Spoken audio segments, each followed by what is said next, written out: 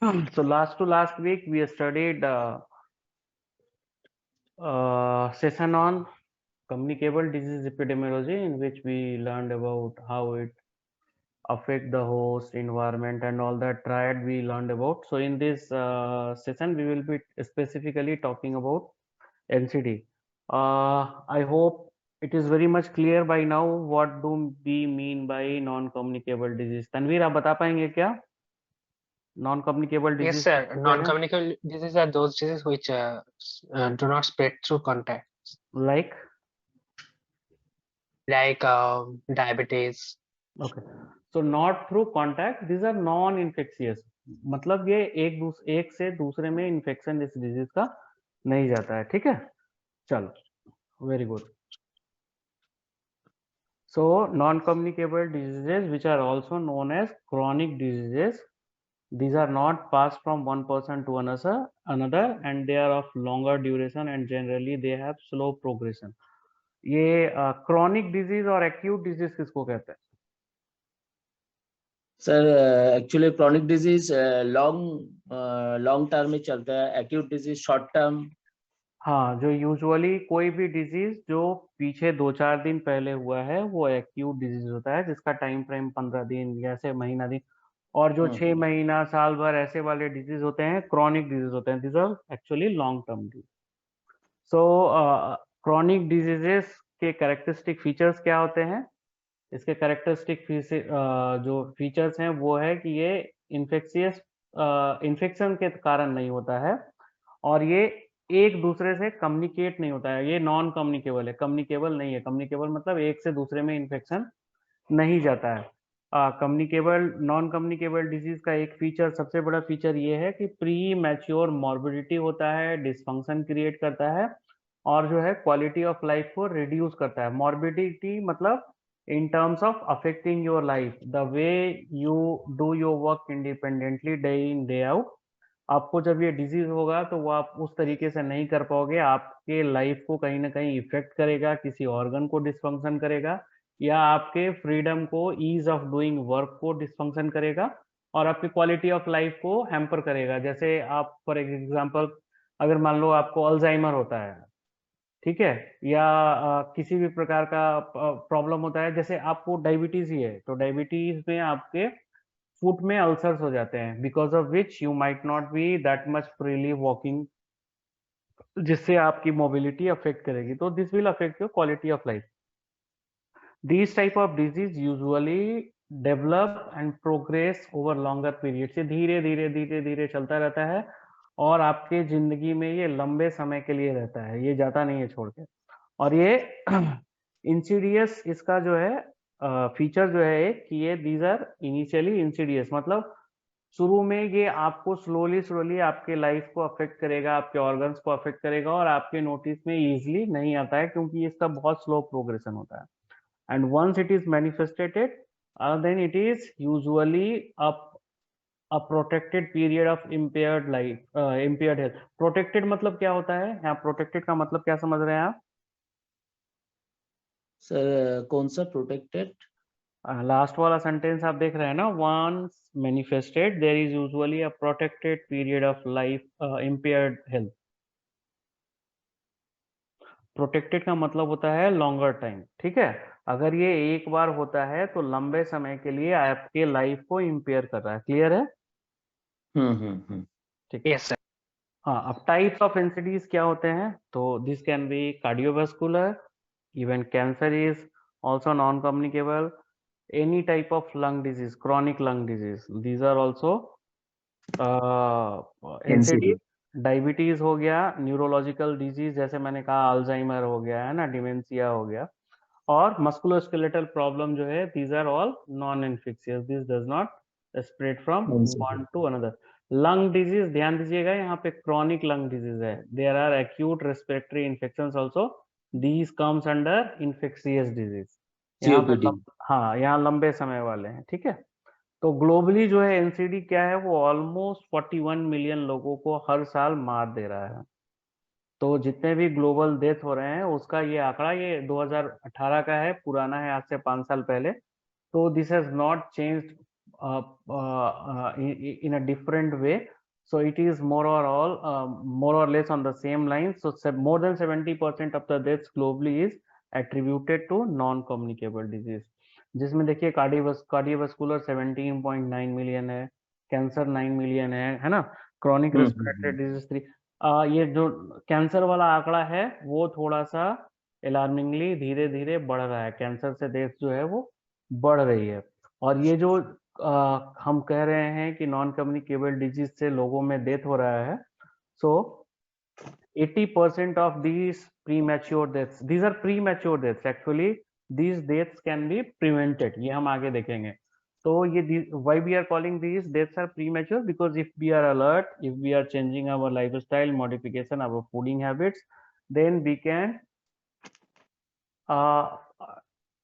try to avoid these diseases by which deaths can be controlled। तो हमारे के यहाँ ये premature deaths हो रहा है, and out of 185 deaths are happening in what is LIMCS?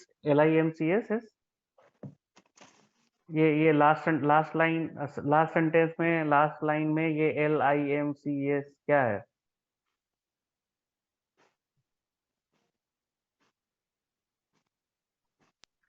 lower and middle income countries. Very good, lower and middle income countries. हाँ, ठीक है।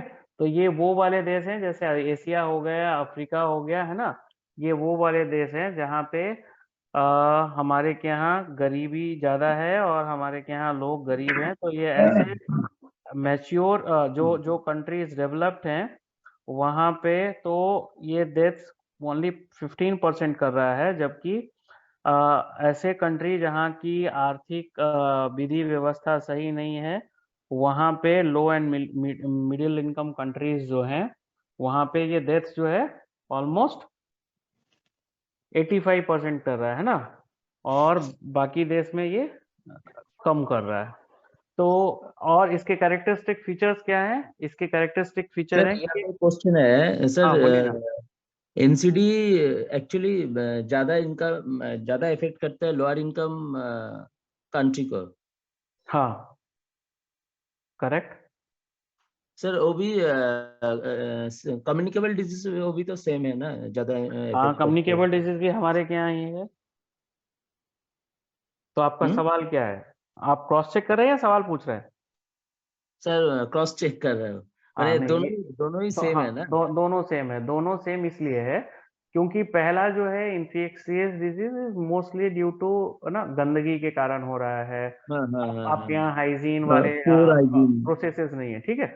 दूसरा जो है एनसीडी जो है this is basically due to lifestyle modification, है ना।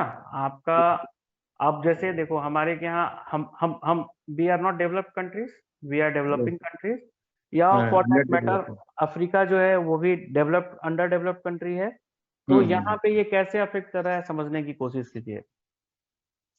हमारे यहाँ मैगी मिलता है, हमारे यहाँ छोटे छोटे सैसे में फ्रूटी मिल जाता है, माजा मिल जाता है ना। तो this is because of rampant industrialisation and marketing of the things. जो चीज हम तो गरीब हैं लेकिन लोग पैक्ड जूस कैसे पी रहे हैं? पैक्ड जूस इसलिए पी रहे हैं क्योंकि जो मार्केटिंग कर रहे हैं उस प्रोडक्ट का, they are going by the market. उनको पता है कि अगर हम कोई चीज 40 रुपए की बेचेंगे तो शायद नीचे के लोग तक नहीं खरीद पाएंगे, लेकिन उसी को हम छोटा छोटा शीशे में और पैकेट में, जैसे think about I don't know whether you have seen 80s or not. I am born in 80s. तो मैं if I remember that time, तो शैम्पू उस समय जो है ना, जो सबसे छोटा साइज आता था वो 220 या 250 ml आता था। उससे छोटा शैम्पू का बॉटल नहीं आता था मार्केट में। But you can see now shampoo is available in 1 रुपी ऐसे। Okay, so what big MNC और कॉर्पोरेट वर्ल्ड हैज डन कि उन्होंने मार्केट के नीड को समझा और उसी हिसाब से मार्केट को उन्होंने मोड़ा। जैसे recently I was travelling to a remote area of Odisha. Now there I saw on a wall painting been done by Horlicks, and they are saying कि हमारे हॉर्लिक्स में संतरा, पालक, है ना, और बहुत सारी चीजों के गुण है, मतलब विटामिन सी भी है, आयरन भी है। तो खाना इससे क्या मैसेज आता है? खाना मत खाओ, Horlicks P low. Recently, few days back, Amitabh Bachchan has been doing an advertisement for Horlicks in which he says that Horlicks contains all the characteristic features of bread and milk. तो इसका मतलब तो यही मिलता है कि आप इस तरीके से एडवर्टाइज कर दो कि लोग खाना ना खाएं, हॉर्लिक्स ही पी के जिंदा रहें, which is not true. तो we are being affected because हमारे के यहाँ समझ नहीं है। हमारे के यहाँ junk food, probably pizza started from where? India? India, yes. No, pizza started from Italy. But largest consumption of pizza is happening in India. हमारे के यहाँ रोड पे भी पिज्जा बना लेता है, हमारे के यहाँ डोमिनोज में भी पिज्जा बनाते हैं, और हमारे के यहाँ लोग घर में भी पिज्जा बनाने लगे हैं, which was traditionally not our fooding culture. ये हमारा फूड नहीं हुआ करता था। बर्गर हमारा फूड नहीं हुआ करता था। जो बर्गर मैकडी में आप खाते हैं, that is not fried. If you will eat on the road, वहां पे जो बन होता है ना, जिसके अंदर आलू की टिक्की डालते हैं, आलू की टिक्की भी फ्राइड होती है और बन भी फ्राइड कर देते हैं। तो these things are somehow leading to your non communicable disease. आप पहले खाना जो ब्रेकफास्ट आज से 10 साल 15 साल पहले खाते थे, क्या वही ब्रेकफास्ट अभी भी घर में हो रहा है? नहीं। We have change to a different, a totally different eating habit.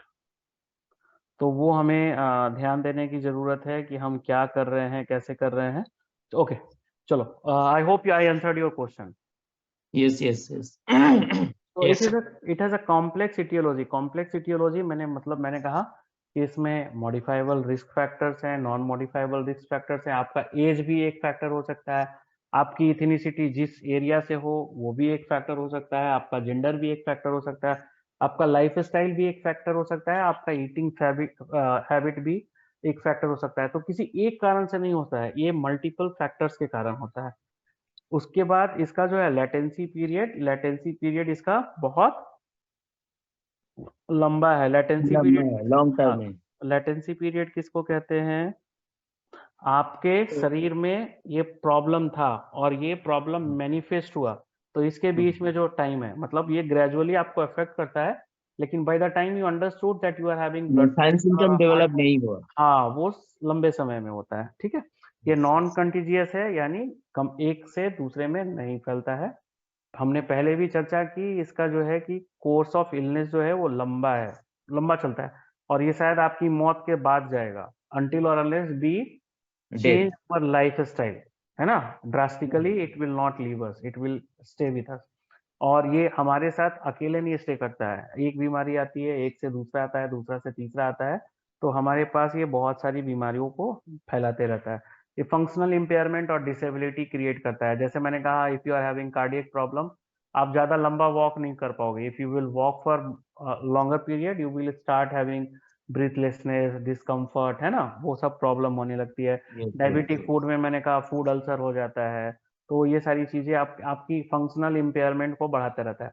ये इनक्यूरेबल है। देखो, ऑफ लेटली ये इनक्यूरेबल जो है ना, इनक्यूरेबल, ये दवा से तो आप क्योर इसको नहीं कर पाएंगे definitely, but of lately I have seen certain success story. Relief sign and symptom, pardon, मतलब सर समटाइम मेडिसिन दवाई देके, हाँ, आप सिम्टोमेटिक रिलीफ कर सकते हो, but what I am saying, recently I am connected with a bunch of people who have reversed their diabetes by their eating habit. So of lately people are doing research on that. If not all the NCTs, few of them, there had been a buzzword that it can be cured or no reversed। Diabetes था, 5 साल उन्होंने अपने eating habit को change किया, protein rich food खाया, carbohydrate में को diet में कम कर दिया, तो they have avoid in reverse their diabetes, at least I am talking about. तो इंसीडियस ऑनसेट की भी हमने चर्चा कर ली है, ये ग्रेजुअली प्रोग्रेस करता है। तो इसके रिस्क फैक्टर्स क्या होंगे? तो रिस्क फैक्टर किसको कहते हैं? तो an aspect of personal behaviour और लाइफस्टाइल और मतलब ऐसे वो सारे फैक्टर जो आपके डिजीज कंडीशन को कहीं ना कहीं इन्फ्लुएंस कर रहे हैं, उसको हम रिस्क फैक्टर कहते हैं। तो हमने पहले भी पढ़ा था, रिस्क फैक्टर दो तरीके के होते हैं, मॉडिफाइबल, नॉन मॉडिफाइबल। तो मॉडिफाइबल में देखो यहाँ पे क्या कह रहा है, एनसीडी के टर्म्स में 4 हमें मॉडिफाइबल रिस्क फैक्टर्स हैं जो WHO आइडेंटिफाई कर रहा है और प्रायोरिटाइज कर रहा है। एक है फिजिकल इनएक्टिविटी। पहले हमारे के यहाँ शायद साइकिल ज्यादा हुआ करता था, व्हीकल इतने कम थे, कार कम होती थी रोडों पे, लेकिन आजकल देखोगे, forget about metros, even tier 2 और tier 3 cities are also having multiple cars। लोगों के यहाँ पार्किंग की प्रॉब्लम है, रोड पे पार्क कर दे रहे हैं, एक घर में 2 गाड़ी है। Specially talking about Delhi, where कभी कभी पॉल्यूशन के कारण ऑड इवन आने लगता है, तो लोग ऑड नंबर की गाड़ी भी रखते हैं, इवन नंबर की गाड़ी भी रखते हैं। तो ये कहीं ना कहीं रैम्पेंटली अर्बनाइजेशन हमने अपने ऊपर फोर्सफुल कर लिया है। हम कॉमर्शियल व्हीकल या जो पब्लिक ट्रांसपोर्ट सिस्टम है उसको यूज ना करके, if we are having money, why don't we purchase a car, we can go by our own time, you know. Similarly, because of more income, we are turning towards more of tobacco use, more of alcohol use, and unhealthy diets. What has happened of lately कि हम junk food की तरफ और fast food, मतलब घर में husband भी working है, वाइफ भी वर्किंग है, तो दोनों निकल रहे हैं, तो कुछ ऐसा बना लो जो रेडी टू ईट 5 मिनट में बन जाए, है ना। हम ऐसी चीजों पे ज्यादा डिपेंडेंट हो गए हैं, which are low in but rich in fat, and those are unhealthy fat which will increase your cholesterol and trans fats inside your body. Now coming to non-modifiable risk factors. So non-modifiable risk factors are age. Certain diseases are very much prone to happen in your older age group. Gender, certain diseases are more like females are supposed to get more of breast cancers, males are more are suppose to get prostate cancer. तो इस तरीके के कुछ diseases हैं जो कुछ gender को ज्यादा अफेक्ट करते हैं। Again coming to race, there are certain diseases which are more risky for Hispanic उनको कहते हैं जो अफ्रीका की साइड में रहते हैं। कुछ ऐसे डिजीज हैं जो यूरोपियंस में ज्यादा होते हैं, कुछ ऐसे डिजीज हैं जो एशियंस में ज्यादा दिखते हैं। और इसको हम मॉडिफाई नहीं कर सकते हैं। Can we modify our age? No. Can we modify our gender? No. Can we modify our race? No. Can we modify our family history? No. Like diabetes जिसके जनरेशन में चल रहा है, जिसके दादाजी को डायबिटीज था, फादर को डायबिटीज है, so the son is also expected to get diabetes at an early age compared to others। तो ये नॉन मॉडिफाइबल रिस्क हैं जिसको हम मॉडिफाई नहीं कर सकते हैं, और ये बहुत मेजर प्ले रोल करता है नॉन कम्युनिकेबल डिजीज में। सर यहाँ पे जेंडर आ गया। ठीक है sir, continue. Now there are certain risk factors which are called metabolic risk factors। Now what are those metabolic risk factors? Metabolic risk factors है increase blood pressure, obesity और overweight, और इसके साथ साथ डायबिटीज वाले कंडीशन, हाइपोग्लाइसीमिया, हाइपरग्लाइसीमिया और hyperlipidaemia.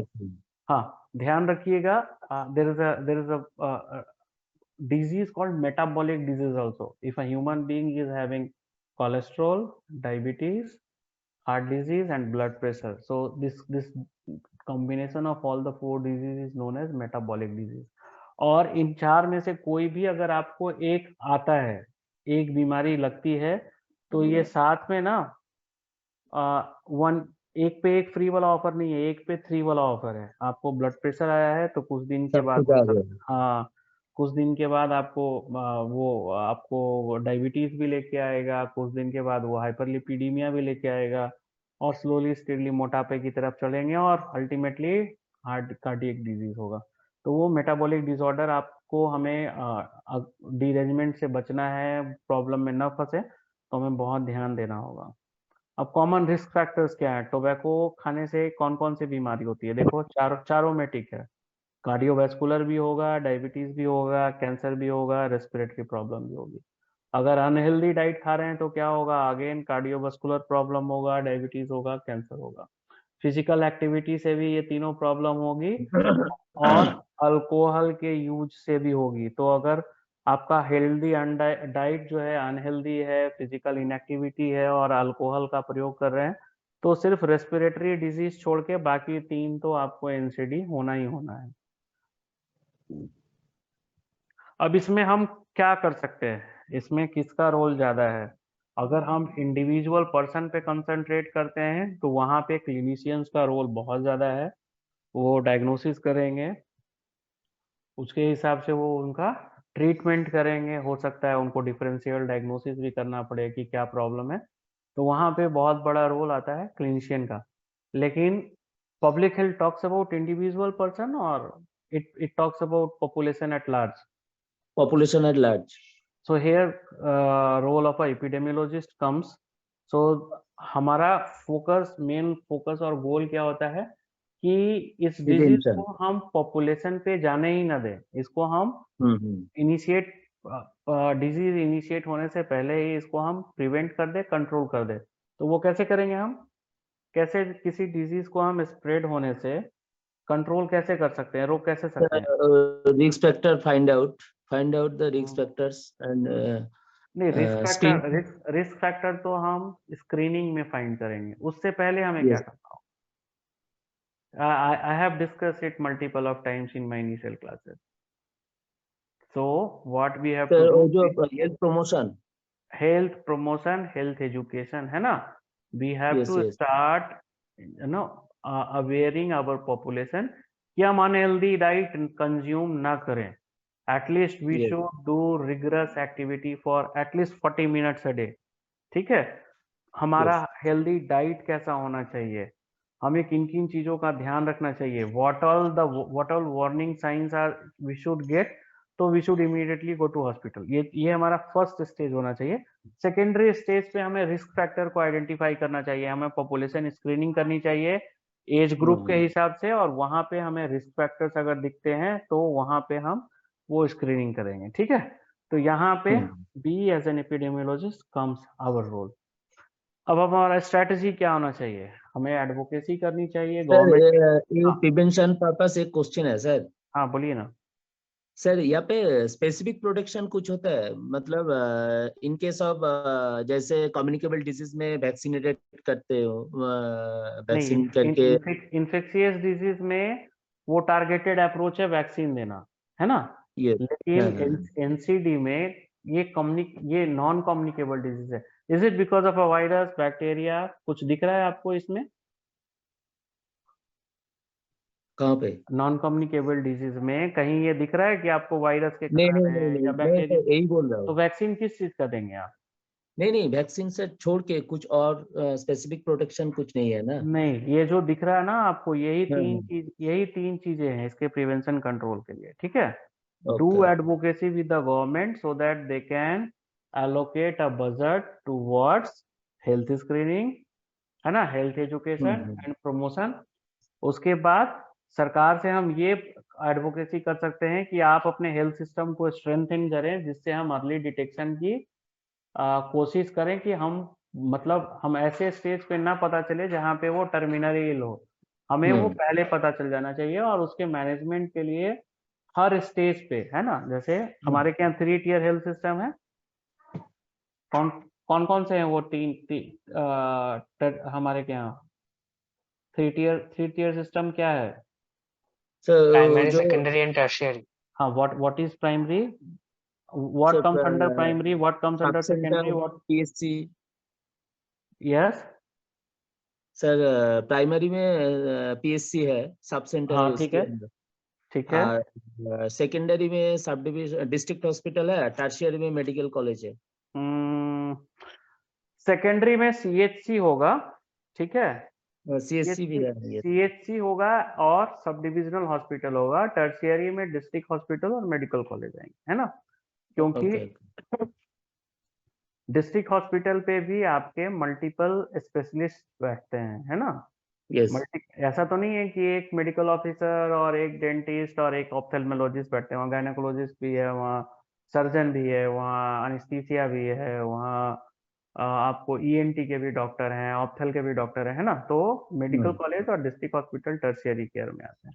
तो हमें सरकार से इन चीजों की एडवोकेसी करनी चाहिए कि इन चीजों पे हमारा फोकस होना चाहिए, और हमें ऐसी एजेंसीज के साथ पार्टनरशिप करनी चाहिए जिनकी एक्सपर्टीज हो उस फील्ड में, so that we can understand with them कि what all newer things are happening, क्या रिसर्च हो रहे हैं, क्या डेटा कह रहा है, कैसे हम इसको बेटर टैकल कर पाए, ये हो रहा है। दूसरा है कि हम हेल्थ प्रमोशन करें जिससे हम रिस्क फैक्टर को मिनिमाइज कर पाए। जैसे एक बड़ा अच्छा कैंपेन चालू हुआ था लेकिन वो किक ऑफ नहीं हुआ, ईट राइट कैंपेन, नाम सुना है आपने? Eat right food, eat right campaign था। Yes yes yes yes yes, वो दिस वाज, एनएचएम में ही हुआ था, नेशनल हेल्थ हाँ, mission. This was kicked off 3-4 years back, लेकिन कोई बात नहीं करता उसकी। यस तो यस यस। उसमें क्या खाना चाहिए, क्या नहीं खाना चाहिए, स्कूल के कैंटीन में किस तरीके का फूड सर्व होना चाहिए, स्कूल के 2 किलोमीटर की दूरी तक में कोई सिगरेट का दुकान नहीं होना चाहिए, दारू का दुकान नहीं होना चाहिए, स्कूल और कॉलेज छोड़ के ये इतनी दूरी में ये नहीं होना चाहिए, वो नहीं होना चाहिए। बहुत अच्छा पेपर था, बहुत अच्छा एक मतलब गाइडलाइन निकला, खाना बट कैसे बनाना है। हाँ, बट हु केयर्स, कोई कोई केयर नहीं करता। अभी हमारे के यहाँ इंटरनेशनल ईयर ऑफ मिलेट मनाया जा रहा है, but we don't know, for that yes matter, yes. How many of you know what is millet? नहीं सर, मतलब किसी का डिटेल्स पता नहीं है, हाँ, बट तो ये अभी मैं चल मैं रहा है। मैं वही कह रहा हूँ कि हमारे के यहाँ चीजें इनिशिएट होती हैं but it never reaches to the mass. Millets are, actually sometimes हुआ था डिस्ट्रिक्ट लेवल पे कुछ, जैसे अंगनवाड़ी वर्कर को और वो जो जो स्कूल में जो खाना बनाते हैं मिड डे मील का, उन लोगों को कुछ ट्रेनिंग किया था। देखो, वो हमारे के यहाँ का इंडिया का पब्लिक हेल्थ सिस्टम का सबसे बड़ा प्रॉब्लम क्या है ना, we come up with very good health programmes, but the weakness of this program or the lacunae, the bottlenecks are that we never monitored this program. Monitoring and हमारे क्या serving. हमारे क्या मॉनिटरिंग मैकेनिज्म नहीं है। हमने programme बना दिया, programme चल रहा है या नहीं चल रहा है, पीआईपी में एक बार पैसा आ गया, क्या हो रहा है क्या नहीं हो रहा है उसका कोई यस यस मैकेनिज्म यस नहीं। Yes yes neither yes central exactly. Government is monitoring, nor state government is monitoring. State के नीचे डिवीजन, डिस्ट्रिक्ट, कहीं कोई मॉनिटरिंग नहीं हो रही है। So that's how. So millets are coarse grain, इसको हिंदी में मोटा अनाज कहते हैं। Before wheat and rice became our staple diet some 3 decades before, तो उसके पहले हमारे के यहाँ पीडीएस से मिलेट्स ही बांटे जाते थे। मिलेट्स आर लाइक रागी, कोदू, मड़ुआ, है ना, फॉक्सटेल, ये सारे मिलेट्स हुआ करते थे और हम खाते यही थे। तो इससे एक फायदा ये था कि कम पानी में अगर हमारे के यहाँ ड्रॉट वाली कंडीशन भी है तो ये हो जाते थे। और लेकिन स्लोली स्टेडली हम कैश कैश रिच क्रॉप की तरफ चले गए। कैश रिच क्रॉप यानी व्हीट और राइस ज्यादा होता था ये, और लोग ज्यादा पसंद करते थे और इससे पैसा भी मिल जाता था। तो we somehow started exploiting our farming culture. और आज लोग बात कर रहे हैं कि रागी खाइए, है ना, कोदू खाइए, मिलेट्स खाइए, these are very nutrient enriched, these are super food, they are being called super food and government has slowly steadily started promoting that। तो वो हेल्दी डाइट में आपको क्या खाना है, क्या नहीं खाना है, कौन सा तेल यूज करना है, कौन सा तेल नहीं यूज करना है, ये सारी चीजों को हमें ध्यान रखना होगा। मैंने कहा फिजिकल एक्टिविटी हमारा खत्म हो गया है, हम थोड़ा दूर भी पैदल नहीं चल पाते हैं। वो अलग बात है कि स्मार्ट वॉच डाल के and we use to measure our how many number of steps we have walk today. ये हमारे ग्रैंडफादर के समय में ऐसा कुछ था? कभी नहीं था। They use to walk on their own and they never counted, they were not dependent on these instruments. तीसरा जो फैक्टर है वो है एयर पॉल्यूशन। जितना हमने एसी लगा लिया है, जितना हम फ्लाइट्स का यूज कर रहे हैं, जितना हम कार का यूज कर रहे हैं, these all are contributing to the air pollution, because of which we are very soon in our lifetime we are going to see the temperature going up to 50 degree Celsius, which we had never seen till now। 2-4 साल रुक जाओ, हम 50 degree वाला benchmark को cross कर लेंगे। तो ये हमारी स्ट्रेटेजीज और प्रिवेंशन शूट। और इस पे आपको क्वेश्चन आ सकता है, can be 5 mark 10 mark question, write about the strategies and strategies for prevention and control of NCDs. तो ये 3 जो हेडिंग आपको दिख रहा है, advocacy, partnership, health promotion, risk factor minimisation और हेल्थ सिस्टम स्ट्रेंथनिंग, इसको कवर करते हुए आपको एक्सप्लेन करते हुए आपको पॉइंट्स लिखने होंगे। एक एग्जांपल हम कार्डियोवैस्कुलर डिजीज का लेते हैं। तो कार्डियोवैस्कुलर डिजीज किसको कहते हैं? ऐसा group of disease which affects your not only heart but as well as blood vessels. Blood vessels किसको कहते हैं? Sir blood vessels, artery, vein. हाँ, the one which carries your blood. तो arteries which carries your pure blood and veins which carries your impure blood. हाँ, so these are a group of disease which affects your heart as well as blood vessels, and these can include coronary heart disease, cerebrovascular disease. coronary heart disease किसको कहते हैं? so इसमें होता क्या है कि आपके आर्टरी को सप्लाई करते हैं बहुत सारे आर्टरीज। कोरोनरी हार्ट के ब्लड सप्लाई को कॉम्प्रोमाइज होता है। सेरेब्रोवास्कुलर डिजीज में आपके ब्रेन के ब्लड सप्लाई को कहीं ना कहीं अफेक्ट होता है ना। So there are similarly rheumatic heart disease and there are other conditions also like congenital heart disease, DVT, deep vein thrombosis. so cardiovascular disease include all those. इसमें risk factors क्या है? तो इसका मेजर मॉडिफाइबल रिस्क फैक्टर है आपका blood pressure, lipid, है ना। ये सब मेटाबॉलिक वाले हैं, है ना। आप मॉडिफाइबल क्या है इसके अंदर? इसमें मेटाबॉलिक और मॉडिफाइबल एक साथ है। इसमें जो मॉडिफाइबल है वो है आपका diet, physical inactivity, tobacco use, physical activity. हाँ, इसके अलावा जो आप देख रहे हैं ब्लड प्रेशर देख रहे हैं, आप नॉर्मल ब्लड लिपिड देख रहे हैं, इसके साथ साथ आप डायबिटीज देख रहे हैं, these our metabolic risk factor. तो इसको हम कहीं ना कहीं मॉडिफाई कर सकते हैं। अदर मॉडिफाइबल रिस्क फैक्टर क्या है? लो सोशियो इकोनॉमिक, मतलब लो मिडिल इनकम कंट्रीज में हम कह रहे थे जहाँ पे सोशियो इकोनॉमिक कंडीशन उतना अच्छा नहीं है ना। मेंटल स्ट्रेस, स्ट्रेस है, stress, depression, this can also lead towards cardiovascular disease. Social stress, आप अगर ज्यादा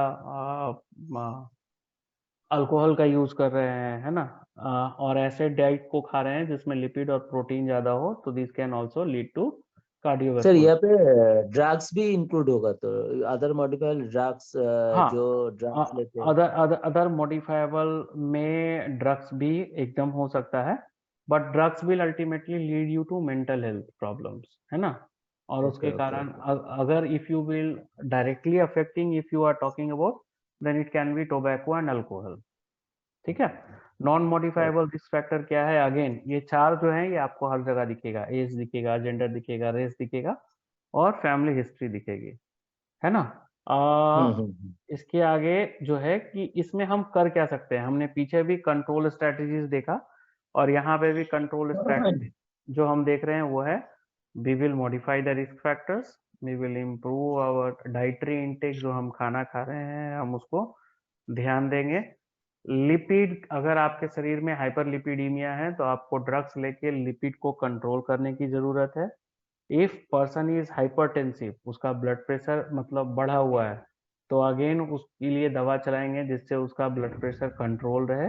और जो भी सोशल डिटर्मिनेंट्स हैं, उसके आसपास के जो सोशल स्ट्रेसर हैं जो उसके लाइफ में स्ट्रेस डाल रहे हैं, हम उसको आइडेंटिफाई करके, है ना, अगर जरूरत पड़े तो उस व्यक्ति की काउंसलिंग करा के हम उसको भी कम करने की कोशिश करेंगे।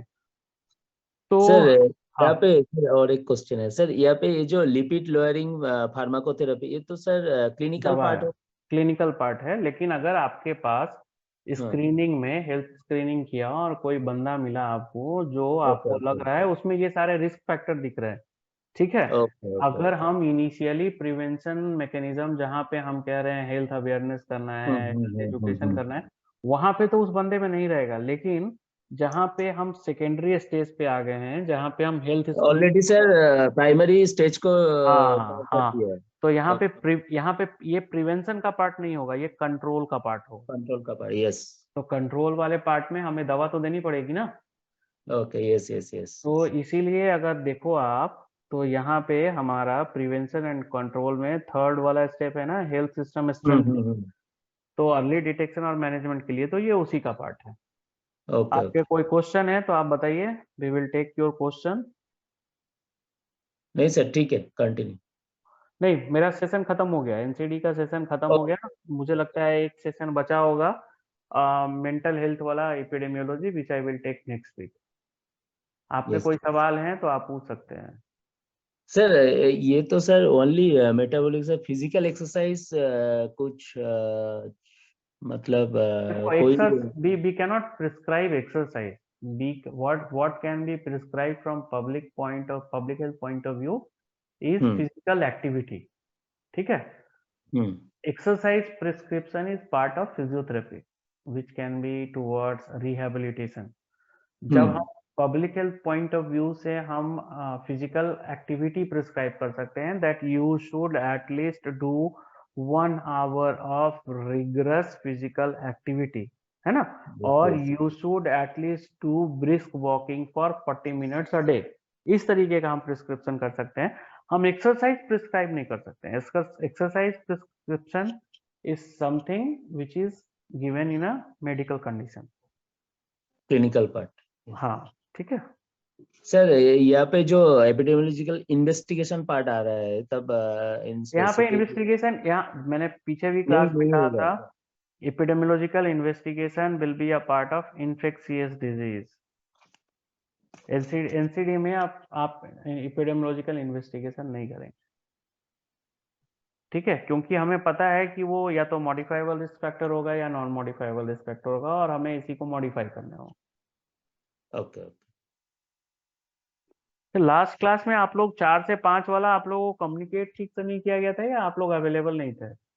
नहीं सर, एक्चुअली मेरा कुछ काम था स्पेसिफिक जो जॉब उसमें, तो इसलिए मैं नहीं आ पाया था। तो कोई दिखा ही नहीं, मतलब आई वॉज अमेज्ड कि ये टाइम सूट नहीं कर रहा है। इसलिए Seema, I always want to take class 9 to 10, but वो 9 to 10 वाला स्लॉट मेरे पास आता नहीं, वो फिल होता है।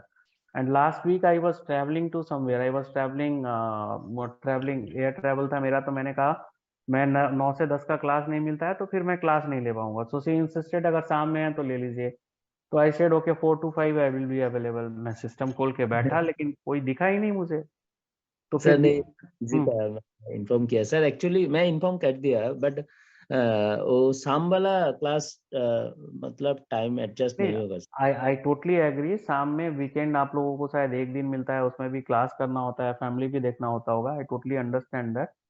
तो मतलब ये है कि अगली बार से हम शाम को क्लास शेड्यूल ही ना करें।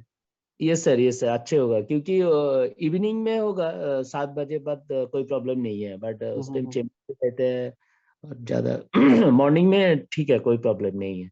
9 to 10, 10 to 11, 11 to 12। ठीक है, ठीक है, ठीक है, ठीक है। So anyone is having any question? Tanveer, doctor Rajiv.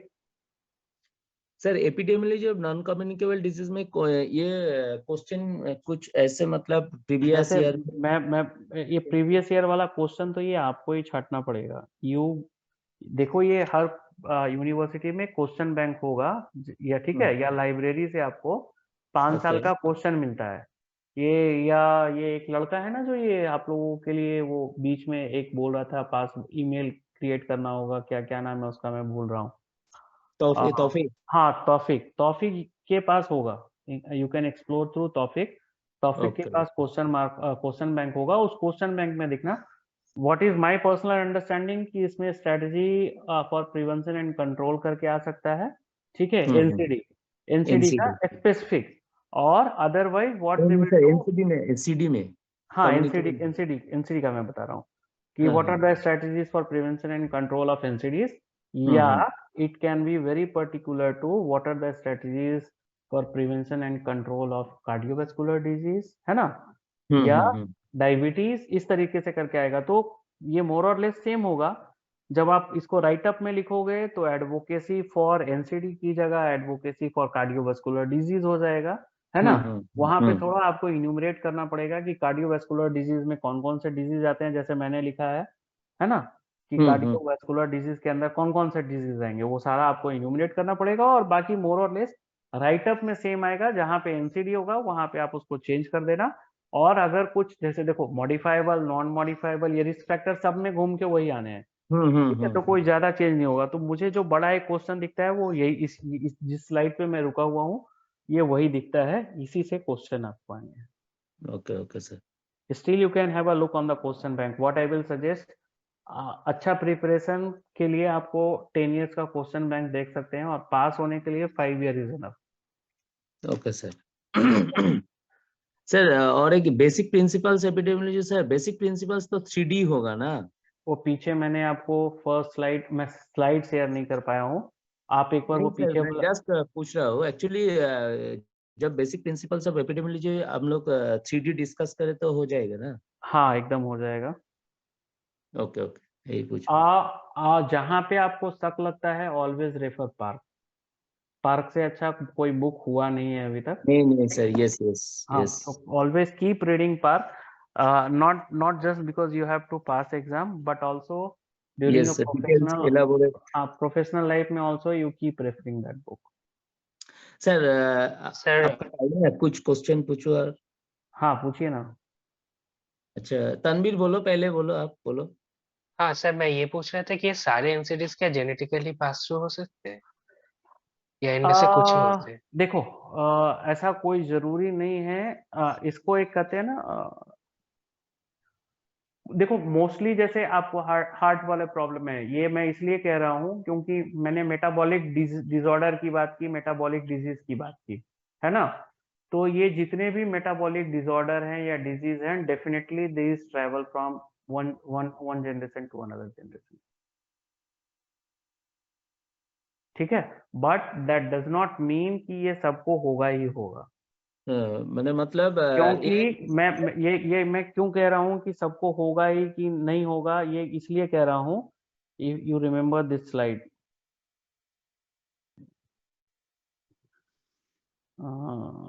ये पहला वाला दिख रहा है यहाँ, पॉइंट क्या है, कॉम्प्लेक्स इटियोलॉजी, हाँ ठीक है। तो जस्ट बिकॉज योर पेरेंट्स और your grand parents has that disease does not mean that you will have, but the chances, the risk of getting that disease definitely is higher। Chances ज्यादा है। हाँ, लेकिन इसके साथ अगर आप काम भी नहीं कर रहे हो, कुछ आराम से घर में रहते हैं, कोई फिजिकल एक्टिविटी नहीं है, तो ये disease definitely it will cross go to that son whose parents had, ठीक है। इसके साथ वो मीठा खाया जा रहा है ना, अनहेल्दी फूड खाया जा रहा है, तो वो होगा। तो ये definitely it passes from one generation to another generation, but that does not mean that it will affect your life until or unless you are totally unaware of the modifiable risk factors which can be modified। Clear है सो Tanveer? That means अगर हमारा, yes sir, so that means अगर हमारा lifestyle healthy है तो ये chances बहुत कम हो जाते वेरी गुड। अगर यस अगर हम मॉडिफाइबल रिस्क फैक्टर है ना, हेल्दी डाइट खा रहे हैं और हम जो है फिजिकल एक्टिविटी कर रहे हैं, तो definitely this will be reduced. X Y genes समझते हैं ना? हैं। हाँ सर। Yes sir. हाँ, तो कुछ जो होती हैं जेनेटिक फीचर्स होती हैं, वो अगर वो रिसेसिव वाली हैं तो आपको उतना परेशान नहीं करेगा, लेकिन अगर वो रिसेसिव नहीं है, ठीक है, और वो आपको शायद परेशान कर सकता है। Again don't go into all those Meta minute details. बस ये समझ लो कि सिंगल कारण से कि सिर्फ वो आपके जीन में है, वो आपको तंग नहीं करेगा। इसके साथ आपकी अपनी लाइफ स्टाइल की भी प्रॉब्लम जो है आपको दिक्कत करेगी, तब वो दिखेगा।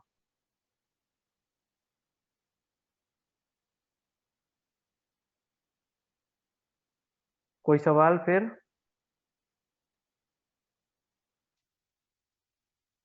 जी सर, हेलो। सर हाँ लाइक बोलिए। हाँ ऐसे मैंने बोलिए। बहुत लोगों को देखा है जो कि बहुत ही हेल्दी अनहेल्दी लाइफस्टाइल लीड करते हैं, लेकिन फिर भी उन्हें मतलब कोई भी वैसा कुछ हम्म, डायबिटीज या हाइपरटेंशन जैसा कुछ भी नहीं है। हाँ ठीक है, तो आपके ये सवाल को कैसे? ये कैसे हो गया? मुझे भी बहुत सारे पेशेंट ऐसे दिखते हैं जिन्होंने कभी गुटखा नहीं खाया, खैनी नहीं खाई, पान नहीं ओरल खाया, कैंसर हो गया। और उनको ओरल कैंसर हो गया, ठीक है। तो बहुत सारी चीजें जो है ना, वो डिपेंड करता है आपके इम्यूनिटी पे। yes. आपका बॉडी कैसा है और आप कैसे जीन्स अपने अंदर लेके आ रहे हो। फिर I am going back to gene. कुछ जीन्स हमारे ऐसे हैं जो बहुत सारी चीजों को झेल जाते हैं, और कुछ ऐसे लोग होते हैं जो कुछ भी नहीं करते हैं, उनको ये बीमारी हो गई, और कुछ ऐसे लोग हैं जो बहुत कुछ करते हैं, वो कुछ नहीं फिर होता। भी कुछ भी नहीं हो रहा है। तो इसमें बहुत सारी चीजें हैं। पहला तो मैं कहूंगा कि उनके हेरिडिटरी जीन्स कैसे हैं, उनका इम्यूनिटी कैसा है, और तीसरा कहीं ना कहीं it's a matter of luck also. जो जो being a student of science and medicine, we should never say, but ऐसा ऐसा ऐसा है, मतलब कि सर बहुत सारे है सर, हाँ, और एक भी है, मतलब सर हम चार एक साथ रहे तो एक स्मोक कर रहे हैं, हम कभी भी स्मोक नहीं किया, बट मेरा भी प्रॉब्लम हो गया क्योंकि मैं स्मोक करती नहीं, बट मेरा आसपास लोग स्मोकिंग कर रहे हैं। बट इसकी वजह you are a passive passive. Smoker. Passive smoker तो है ना आप। यस आपने यस। पिया नहीं, लेकिन आपके आसपास के लोग पी रहे थे, और आपका लंग्स वो है, हो सकता है योर लंग्स, जो आपके पास लंग है, वो over the time because of pollution, या हो सकता है आपका प्रीमैच्योर बर्थ हुआ हो जिसके कारण लंग्स शायद उतने अच्छे से डेवलप नहीं हो पाए हो, तो योर लंग्स गॉट अफेक्टेड। वो लोग पी रहे हैं और उसके साथ कपाल भाती भी कर रहे हैं और ओम विलोम भी कर रहे हैं, which you are not seeing. ठीक है, तो yes. It will not affect their lung, but at the same time it will collapse your lung, क्योंकि आप तो श्योर हो कि मैं तो सिगरेट पी ही नहीं रहा, तो आप सिगरेट नहीं पी रहे हैं, but you are passively smoking and that might collapse your lung. तो बहुत सारी चीजें हैं जो केस हिस्ट्री आप माइन्यूट डिटेल्स लोगे ना तो आपको निकल के आएगा, लेकिन हमें ऐसा नहीं दिख रहा होता है, लेकिन जब उसको हम फर्दर प्रूव करेंगे और पेशेंट के साथ सिटिंग पे सिटिंग बैठते हैं तो बहुत सारी चीजें निकल के आती हैं।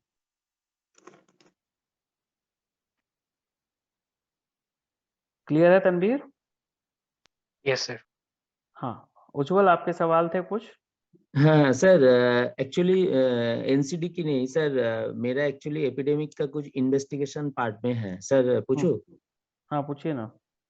सर इन्वेस्टिगेशन अपन एपिडेमिक पार्ट को मैंने डिटेल्स किया, जस्ट प्रिपेयर किया टोटल कैसे करे।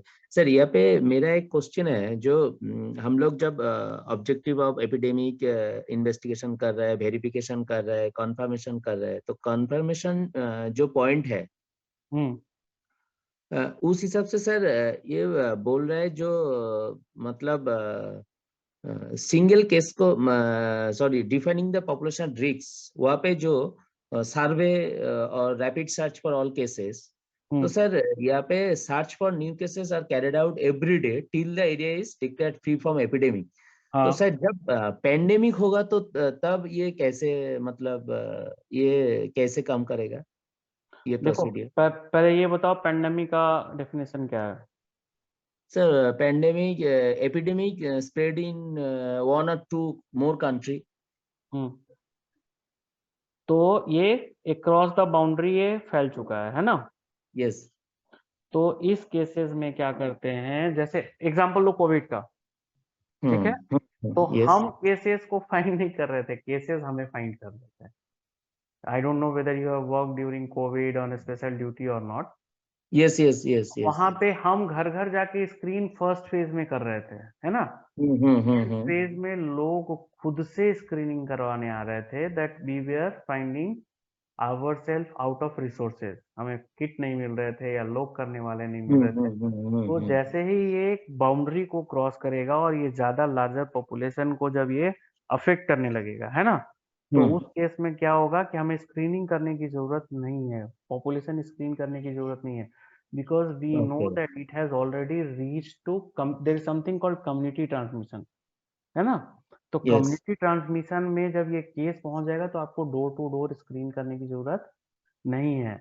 आप एक जगह ओके। कहीं कैंप लगा दो और कहिए कि जो भी सिम्टोमेटिक लग रहा है, ठीक है, दे अच्छा विल अच्छा। Come for screening.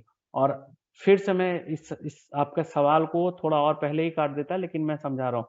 आपके सवाल को कट यहाँ पे करना है कि whenever you are getting a question on outbreak investigation, ठीक है, it will be confined to a small area, you don't have to go beyond country, ठीक है।